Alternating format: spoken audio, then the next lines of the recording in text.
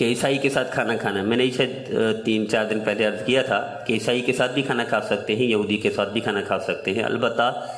وہ مرزائی کے ساتھ کھانا نہیں کھانا چاہیے۔ ہر وہ بندہ جو دین کا دشمن ہو، دین کی دشمنی میں اقدامات کر رہا ہو، مسلمانوں کا دشمن ہو، اسلام کی دشمنی میں کام کر رہا ہو اور اسلام دشمن لوگوں کی مدد کر رہا ہو، ان کے ساتھ کھانا نہیں کھانا چاہیے۔ اس میں قادیانی شان میں اور موجودہ دور میں سمجھتا ہوں ہمارے انڈیا کے مسلمان بھائی، جیسے ملیشیا سے مجھے بہت ساری ابھی کالیں آئی، میسج بھی آئے، تو وہاں ہندو بہت ہیں، تو آج کل میں سمجھتا ہوں ہندو کی بنی ہوئی کسی چیز کو بھی استعمال نہیں کرنا چاہیے، اس لیے کہ ہندوستان میں جو کوئی قانون بنا ہے اس میں ہندو کے لیے گنجائش ہے، عیسائیوں کے لیے گنجائش ہے، یہودیوں کے لیے گنجائش ہے، بدھ متوں کے لیے گنجائش ہے، مسلمانوں کے لیے اسلام کے لیے کوئی گنجائش نہیں، بلکہ وہ اسلام کو ختم کرنے کے لیے، مسلمانوں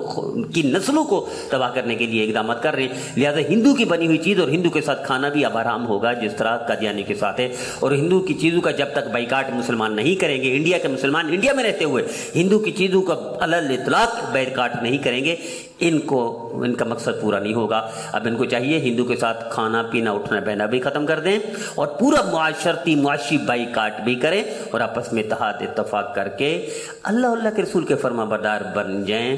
اور باقی اللہ کی طرف متوجہ رہیں تو یقیناً اللہ مدد کرے گا انڈیا کے مسلمانوں کی انشاءاللہ۔